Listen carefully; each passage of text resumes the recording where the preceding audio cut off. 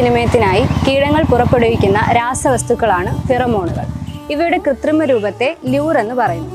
ഈ ല്യൂർ ഉപയോഗിച്ച് കീടങ്ങളെ ആകർഷിച്ച് അതിനെ നശിപ്പിക്കുന്ന രീതിയാണ് ഫിറമോൺ കെണി എന്ന് പറയുന്നത്.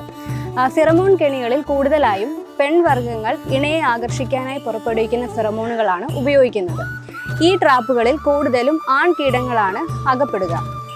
അതിനുദാഹരണമാണ് കായീച്ച കെണി എന്ന് പറയുന്നത്. ഇനി ഇത് കൂടാതെ ആൺകീടങ്ങളും പെൺകീടങ്ങളും അകപ്പെടുന്ന കെണികളും നമുക്ക് ഉണ്ടാക്കാവുന്നതാണ്. ഇതിനുദാഹരണമാണ് ചെമ്പൻ ജെല്ലി, കൊമ്പൻ ജെല്ലി പോലെയുള്ള കീടങ്ങളെ പിടിക്കുന്ന കെണികളെന്ന് പറയുന്നത്. ഇവിടെ നമ്മൾ ഉപയോഗിക്കുന്ന ഫെറമോണുകൾ എന്ന് പറയുന്നത് താമസ സ്ഥലത്തിനായോ അല്ലെങ്കിൽ ഭക്ഷണത്തിനായോ ഈ കീടങ്ങൾ മറ്റ് കീടങ്ങളെ ആകർഷിക്കാനായിട്ട് പുറപ്പെടുവിക്കുന്ന ഫെറമോണുകളാണ് ഇത്തരം കെണികളിൽ നമ്മൾ ഉപയോഗിക്കുന്നത്. അപ്പോൾ ഇന്നിവിടെ കായീച്ചകളെ പിടിക്കാനായിട്ടുള്ള ഒരു ഫെറമോൺ കെണി എങ്ങനെയാണ് ഉണ്ടാക്കുന്നതെന്ന് നമുക്ക് നോക്കാം. മാവിനും അതുപോലെ തന്നെ പേരയ്ക്കുമുള്ള പഴയീച്ച കെണി നമുക്ക് വിപണിയിൽ അവൈലബിൾ ആണ്. ഇതിൽ ഉപയോഗിക്കുന്നത് മീഥൈൽ യൂജിനോൾ എന്ന് പറയുന്ന ല്യൂറാണ്. അതുപോലെ തന്നെ വെള്ളരി വർഗ്ഗത്തിൽപ്പെട്ട പച്ചക്കറികളെ ആക്രമിക്കുന്ന കായീച്ചയ്ക്ക് നമ്മൾ ക്യൂ ല്യൂർ എന്ന് പറയുന്ന ല്യൂർ ഉപയോഗിച്ചുള്ള ഫിറമോൺ കെണിയാണ് തയ്യാറാക്കുന്നത്. ഫിറമോൺ കെണിക്ക് പ്രധാനമായും 4 ഭാഗങ്ങളാണുള്ളത്. അതിലൊന്നെന്ന് പറയുന്നത് കെണി കൂട് എന്ന് പറയും. ഇത് ശരിക്കും ഉപയോഗിക്കുന്നത് കെണികളെ ഉള്ളിലാക്കാൻ വേണ്ടിയിട്ടാണ് ഈ ഭാഗം. അടുത്തതായി ല്യൂർ. ഈ ല്യൂറാണ് നമ്മൾ ഫിറമോണുകളുടെ കൃത്രിമ രൂപമായി ഉണ്ടാക്കിയെടുക്കുന്നത്.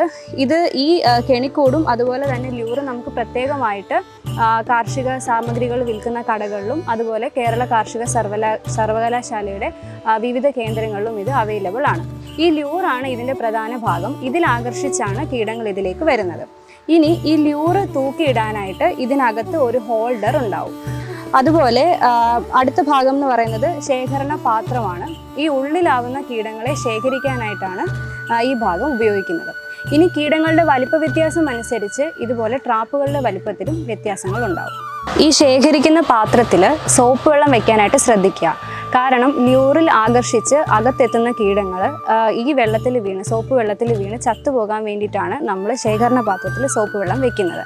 ഇതിനായിട്ട് നമുക്ക് സോപ്പുങ്ക വെള്ളത്തിൽ പതപ്പിച്ചെടുക്കാനായിട്ട് സാധിക്കും. സോപ്പുങ്ക എടുക്കുമ്പോൾ ശ്രദ്ധിക്കേണ്ടത് ഉണങ്ങിയതാണ് എടുക്കുന്നതെങ്കിൽ തലേ ദിവസം കുതിർത്ത് വെക്കാനായിട്ട് ശ്രദ്ധിക്കുക.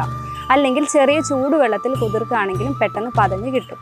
ഇനി ഇതിലിപ്പോൾ ഈ ശേഖരണ പാത്രത്തിൻ്റെ ഏകദേശം പകുതിയോളം സോപ്പ് വെള്ളം വെച്ചാൽ മതിയാവും. ഇപ്പോൾ ഒരു 1/2 ലിറ്ററാണ് നമ്മൾ വെള്ളം എടുക്കുന്നതെങ്കിൽ 1, 2, 3 സോപ്പിൻകയുടെ ആവശ്യമേ ഉണ്ടാവുള്ളൂ. സോപ്പിൻക ഉപയോഗിച്ച് പതപ്പിച്ചെടുത്തിട്ടുണ്ട് നമ്മൾ സോപ്പ് വെള്ളം. അപ്പോൾ അത് നമുക്ക് ശേഖരണ പാത്രത്തിലേക്ക് ഒഴിക്കാം.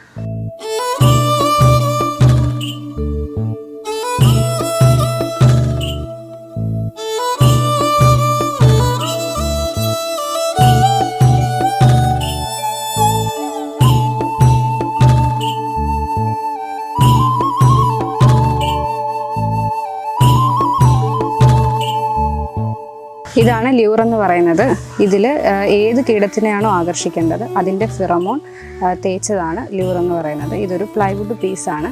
അപ്പോൾ ഇതിൻ്റെ പുറത്ത് ഈ ല്യൂർ കോട്ട് ചെയ്തിട്ടുണ്ടാവും. ഇത് ല്യൂർ ഹോൾഡറാണ്. ഇത് നമുക്കിങ്ങനെ ഇളക്കിയെടുക്കാം. എടുത്തതിന് ശേഷം ല്യൂർ അറ്റാച്ച് ചെയ്തിട്ട് തിരിച്ച് അതേപോലെ തന്നെ നമുക്ക് അതിലേക്ക് ഫിറ്റ് ചെയ്യാം.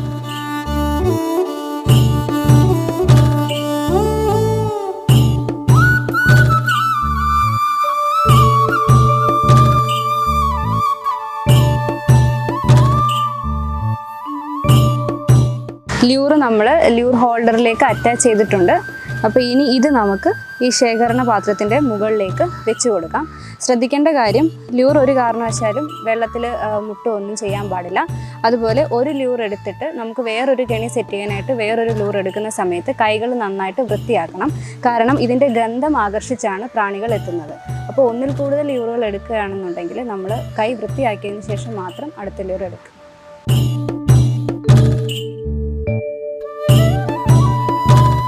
ഇത് നമ്മൾ ഫിറമോൺ ട്രാപ്പ് സെറ്റ് ചെയ്തിട്ടുണ്ട്. ഇതിൻ്റെ അടിയിൽ ഇങ്ങനെ ഒരു ഹോളുണ്ട്. അപ്പോൾ ഈ ഹോള് വഴിയാണ് ഈച്ചകൾ ഇതിനുള്ളിലേക്ക് കയറുന്നത്. കയറിയതിന് ശേഷം ആ സോപ്പ് വെള്ളത്തിലേക്ക് വീണ് അത് ചത്തുപോകുന്നു. ഇത് സ്ഥാപിക്കുമ്പോൾ ശ്രദ്ധിക്കേണ്ട കാര്യങ്ങളെന്ന് പറയുന്നത്, ഇപ്പം നമ്മൾ പന്തലിലാണ് ഇത് സ്ഥാപിക്കുന്നതെന്നുണ്ടെങ്കിൽ ആ പന്തലിന് തൊട്ട് താഴെയായിട്ട് വെക്കുക. അല്ലെന്നുണ്ടെങ്കിൽ നിലത്ത് നിന്ന് ഒരു 1.5 മീറ്റർ ഉയരത്തിൽ, അതായത് ആ ഇലപ്പടർപ്പിന് തൊട്ട് മുകളിൽ വരുന്നതായിട്ടുള്ള രീതിക്ക് നമ്മൾ ഇത് സ്ഥാപിക്കുക. അതുപോലെ 60 ദിവസം കൂടുമ്പോൾ ഈ ല്യൂറ് നമുക്ക് ഇതിനകത്തുനിന്ന് മാറ്റി പുതിയ ല്യൂറ് മാറ്റി വെക്കാനായിട്ട് ശ്രദ്ധിക്കുക. കാരണം 60 ദിവസം കഴിയുമ്പം ഈ ല്യൂറിൽ നിന്ന് ഫെറമോൺ വരുന്നതിൻ്റെ അളവ് കുറയും. അതുപോലെ ഓരോ ആഴ്ച ഇടവിട്ട് ഈ ശേഖരണ പാത്രത്തിൽ ശേഖരിക്കപ്പെട്ട കീടങ്ങളെ മാറ്റിയതിന് ശേഷം പിന്നെ സോപ്പ് വെള്ളം നിറച്ച് വയ്ക്കുക. കാരണം ഈ ഈച്ചകൾ ഇങ്ങനെ കുമിഞ്ഞുകൂടി കിടക്കുന്നത് പുതിയ ഈച്ചകൾ വരുന്നതിനെ തടയും.